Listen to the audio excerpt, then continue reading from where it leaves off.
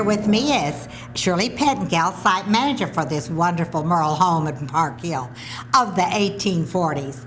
And the lawn social event is a big thing. Now, Shirley, I want you to tell us about the dancing on the lawn. Right. Well, every year we have a group of musicians who volunteer their time. They're called Good Company, and they're from Tahlequah, and they'll be doing the music for the dancing, and we'll dance about 4 times between 12 and 4.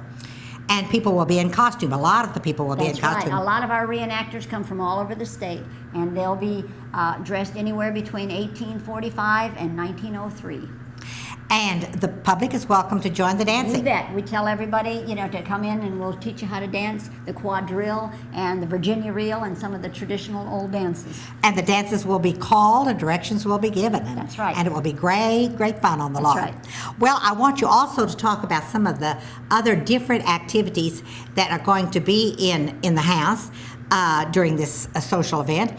There will be customs and manners and we will music have a and program, and at different times in the house there will be people talking on courtship and marriage, on death and mourning. They'll be talking about music and entertainment, and I believe you're the one that's talking about music and entertainment. I'm going to do that. In fact, I'm going to even perform some. That's right. And so there'll be different activities. There'll be a lady in the kitchen who will be cooking in a Dutch oven outside, and she'll be baking bread.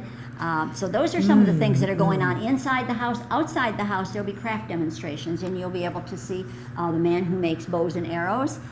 There'll be people quilting, I think knitting and embroidery work.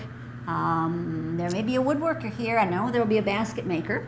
And will we get to go down to the cabin and see the interior of the... This cabin is restored to about 1850, and it's a hands-on cabin. It's one where we bring a lot of the children, and they get to grind corn and wash clothes and so on. But Veronica Gaston is our Cherokee interpreter, and she interprets the 1850s. And she does it. Will she show something about the gardening too, do you think? Right. She's got a garden out and back, and we just moved in a corn crib a couple years ago. Oh, so exciting. And so those will be available out there. So there's lots of places for people to wander.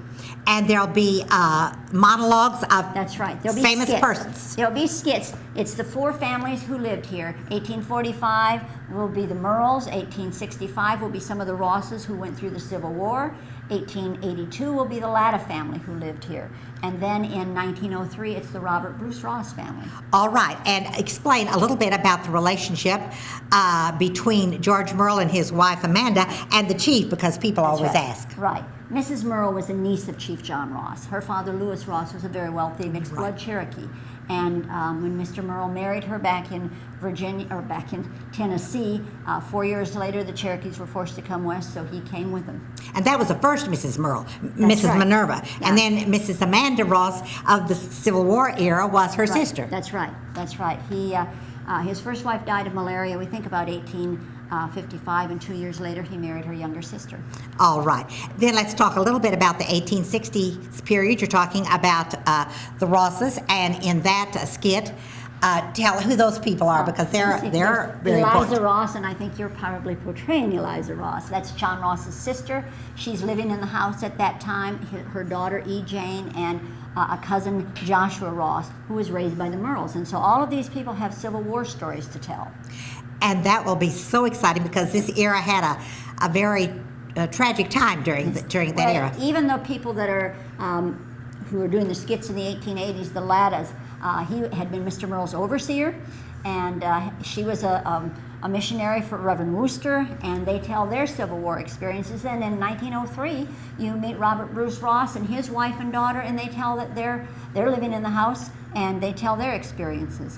And I think it's interesting for people to know that just down the road is the Ross Cemetery, and Robert Bruce Ross. Well, tell us about some of the people who are buried down there, because that's part of the family. Chief John Ross, half a mile to the east of here is the Ross Cemetery, and that's where Chief John Ross is buried, his brother Lewis Ross, and his sister Eliza Ross, and all of their families.